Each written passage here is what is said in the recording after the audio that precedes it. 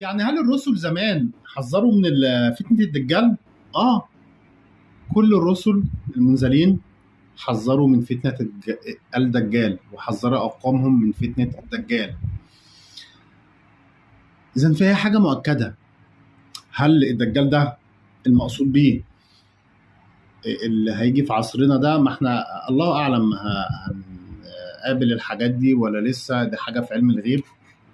لكن الشواهد والظواهر والمشاكل وي حاجات كتيرة قوي بتقول إن احنا بيهيئ العالم لحقبة جديدة، لحاجة جديدة هتحصل.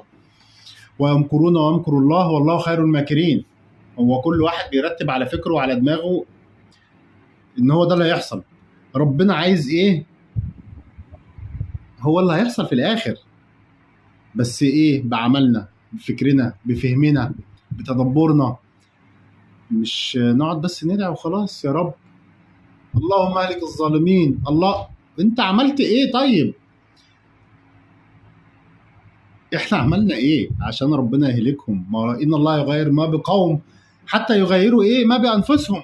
احنا ايه الدور اللي علينا ابتدينا نعمله؟